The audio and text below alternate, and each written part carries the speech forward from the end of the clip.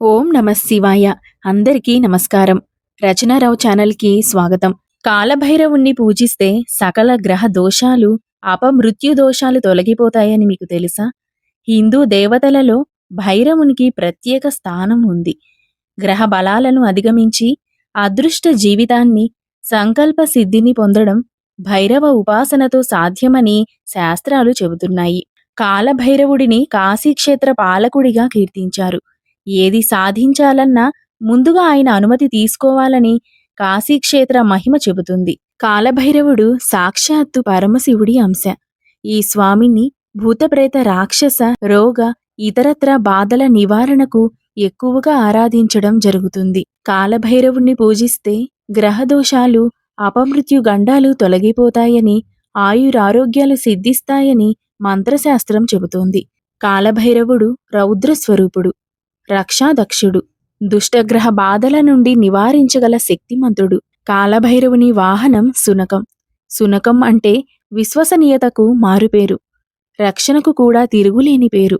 సమయోచిత జ్ఞానానికి ప్రతీకగా భావిస్తారు. ఇతను కాలస్వరూపుడు, భయంకరమైన రూపం కలవాడు. సాధారణంగా కాలభైరవుడు 4 చేతులతో దర్శనమిస్తాడు. 4 చేతుల్లో శూలం, కపాలం, గద మరియు డమరుకం ఉంటాయి. రౌద్రనేత్రాలు, పదునైన దంతాలు, మండే వెంట్రుకలు ఇవే కాలభైరవుని స్వరూపం. కాలభైరవుడు నాగుపాములను ఆభరణంగా ధరిస్తారు. శివపురాణము, కాశీఖండము కాలభైరవుడి గొప్పదనాన్ని ఎంతో కొనియాడాయి.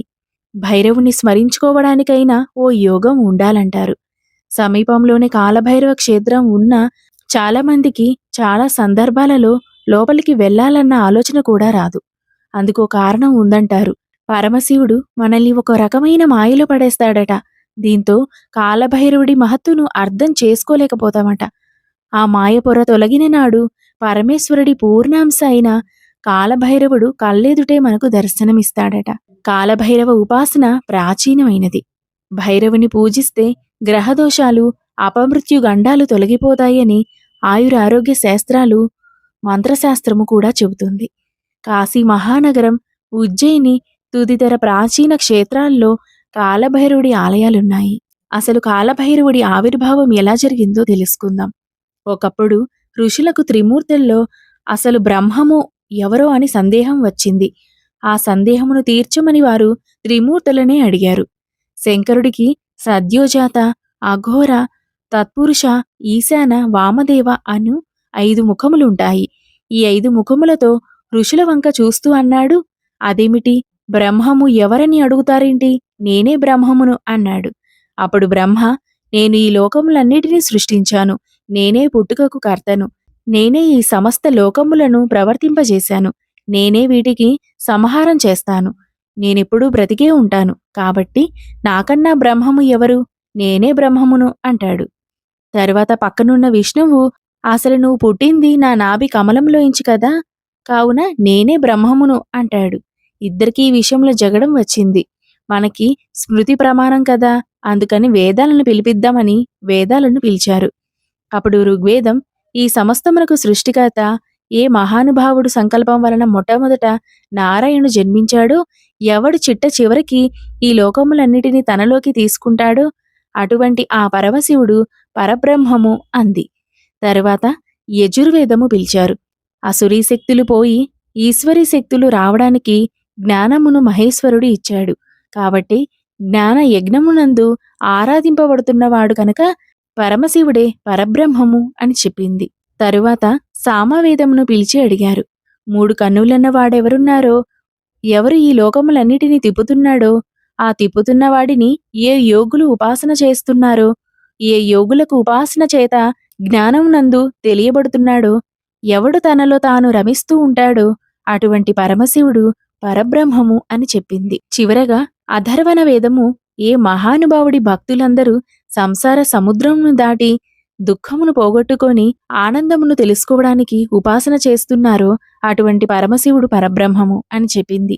అంటే సృష్టి చేసింది మనం కాదు, నిలబెట్టింది మనం కాదు, వేరొకడున్నాడు, తెలుసుకో అని శాస్త్ర ప్రమాణం. 4 వేదములు అదే చెప్తున్నాయి. ఇప్పుడు ప్రణవాన్ని పిలిచారు.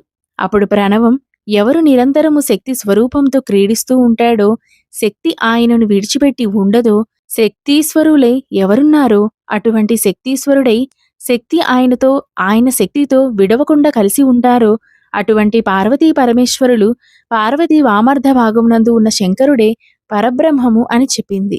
ప్రణవం చెప్పిన మాటను వాళ్ళు అంగీకరించలేదు. ఈ మాటలు రుచించకపోతే ఇప్పుడు ఈశ్వరుడు దండించవలసి ఉంటుంది. కాబట్టి ఈశ్వరుడు అంతటా నిండిన పరబ్రహ్మము జ్యోతిగా మారాడు. జ్యోతి సాకారమయ్యింది. సాకారమును చూసినప్పుడు విష్ణువు ఊరుకున్నాడు. కాని బ్రహ్మ, నీవు ఎవరు? నువ్వు నా 2 కనుల బొమ్మల మధ్యలోంచి పుట్టిన రుద్రుడవు. నన్ను స్తోత్రం చెయ్యి అన్నాడు. బ్రహ్మలో మార్పు రాలేదు. ఆయన దండింపబడాలి. కాబట్టి ఇప్పుడు ఆ జ్యోతి ఘోర రూపమును పొందింది. కాలభైరవుడు అవతరించాడు. శంకర, ఏమి నీ ఆజ్ఞ అని అడిగాడు. బ్రహ్మ అహంకారంతో మాట్లాడుతున్నాడు. ఆ 5వ తలను గిల్లెయ్యి అన్నాడు. ఇప్పుడు ఈ స్వరూపం ప్రచండ రూపమును పొందింది. దిగంబర రూపంతో బ్రహ్మ 5వ తలను గోటితో గిల్లేసింది. ఆ రూపమే కాలభైరవ స్వరూపం.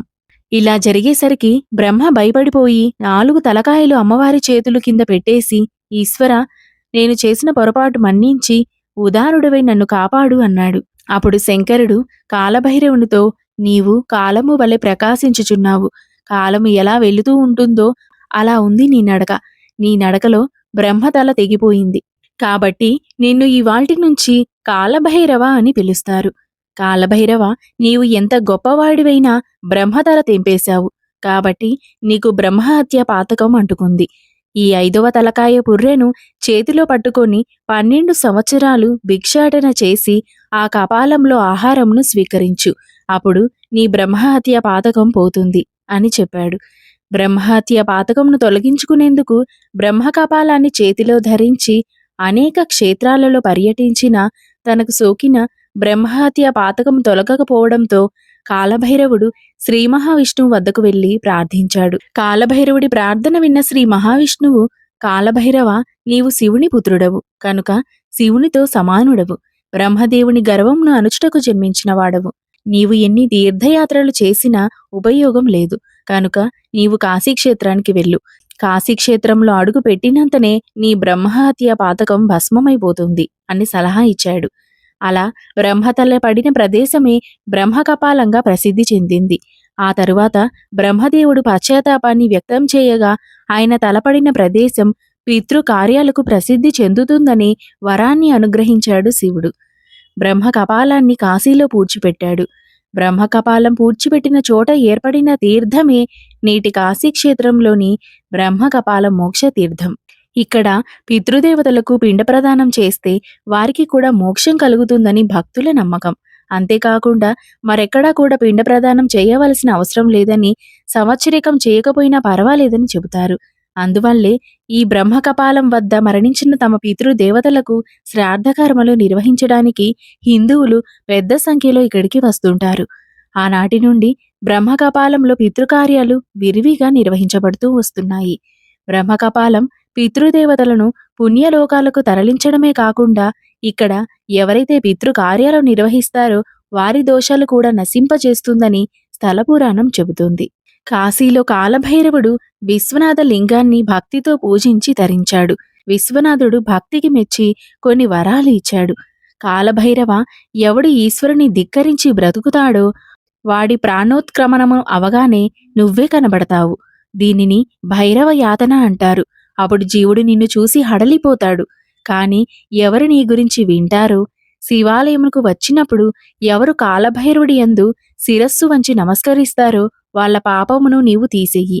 అలా తీసేసే శక్తిని నేను నీకు ఇచ్చాను. కాబట్టి నిన్ను అమర్ధకుడు అని కూడా పిలుస్తారు. ఇక నుంచి నీవు నా దేవాలయములలో క్షేత్ర పాలకుడిగా ఉంటావు. భక్తుల పాపములను నువ్వు తినేయి. నువ్వు పాపములను తినేసి వాళ్ళను రక్షిస్తావు. కాబట్టి నీకు పాప భక్షకుడు అనే పేరును ఇస్తున్నాను. నిన్ను కాశీ క్షేత్రమునకు అధిపతిగా ఉంచుతున్నాను. నీ అనుగ్రహము ఉన్నవాళ్లే కాశీక్షేత్ర ప్రవేశం చేస్తారు అని చెప్పాడు. అప్పటి నుండి కాశీక్షేత్రంలో శ్రీ కాలభైరవుడు కొలువుతీరి క్షేత్ర పాలకుడిగా పూజలందుకుంటూ ఉన్నాడు. కాలభైరవుణ్ణి కాశీలో ముందుగా దర్శించే ఆచారంతో పాటు కాశీకి వెళ్లి వచ్చిన వారు కాశీ సంతర్పణం కంటే ముందుగా కాలభైరవ సంతర్పణం చేయడం శ్రీ కాలభైరవ స్వామి మహత్యానికి నిదర్శనం. మినప వడలతో మాలను తయారు చేసి పూజ అనంతరం ఒక సునకమును కాలభైరవ స్వామిగా భావించి పసుపు కుంకుమలు పెట్టి ఆ మాలను దాని మెడలో వేసి నమస్కారం చేస్తారు. వాటికి ఇష్టమైన వేరే ఆహారం కూడా పెట్టి పూజిస్తారు. మనల్ని కాశీ క్షేత్రంలోనికి అనుమతించిన క్షేత్ర పాలకుడు కనుక, అయ్యా నాకు లోపలికి ప్రవేశింపచేసి నా పాపం దగ్ధం చేశావు అని మహానుభావునికి ఇంటికి రాగానే కృతజ్ఞతాపూర్వకంగా కాలభైరవ పూజ చేసి ఇక నుంచి మంచి పనులు చేస్తాను అని అన్న సంతర్పణ చేస్తారు. భైరవుని వాహనం సునకం. వాహనం ఆయా దేవతల మూలతత్వాన్ని సూచిస్తుంది. దుర్గవాహనం సింహం. అంటే ఆవిడ సింహం మీద ప్రయాణిస్తుందని కాదు. సింహం ప్రకృతిలో రాజసిక శక్తికి చిహ్నం. దాన్ని జయించడమే ఆమె తత్వం. భౌతిక ప్రపంచము కీలకాలను అన్వేషించి వాటిపై అధికారాన్ని సంపాదించే పెద్ద తత్వం వినాయకుడిదైతే ఆ భూమిలోకి కలుగులు చేసుకుంటూ వెళ్లే ఎలుక ఆయన వాహనం. ఇది మూలాధార చక్రం కథ. అలాగే విశ్వాసాన్ని ప్రతిబింబించే కుక్క కాలభైరవుని వాహనం. అంటే భక్తానుగ్రహాన్ని, అతీంద్రియమైన శక్తులను ప్రసాదిస్తాడని అర్థం. దేవాలయాల్లో ఆయనకు గారెలతో మాల వేస్తారు. కొబ్బరి బెల్లం నైవేద్యంగా పెడతారు. కాలమే జగన్మూలం. ఆ కాలరూపుడే కాలభైరవుడు. కాలాన్ని జయించడం సాధ్యం కాకున్నా దాన్ని అనుకూలంగా మార్చుకోవచ్చు. గ్రహ బలాన్ని అధిగమించి అదృష్ట జీవితాన్ని సంకల్ప సిద్ధిని పొందడం భైరవోపాసనతో సాధ్యం. కంచి పరమాచార్యులు శ్రీ శ్రీ చంద్రశేఖర సరస్వతి స్వామివారు అనేక సంవత్సరాలు కాలభైరవ ఆలయంలో సాధన చేసినట్లు ప్రసిద్ధి. కాబట్టి ఆ కాలభైరవ స్వరూపం అంత గొప్పది. మేము కాశీకి వెళ్ళాము, మాకు ఇంట ఏ భయమూ లేదు అని చెప్పడానికి ఒక నల్ల తాడును రక్షగా కూడా కట్టుకుంటారు.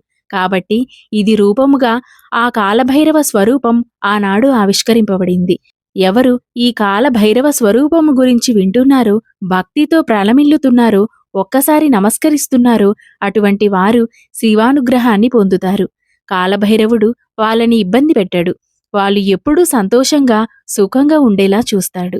కాలభైరవుణ్ణి పూజిస్తే అన్ని కార్యాలు సజావుగా జరుగుతాయి. మన దేశంలో కాలభైరవ ఆలయాలు ఎక్కడా లేకున్నా కాలభైరవ క్షేత్రాలు చాలా ఉన్నాయి.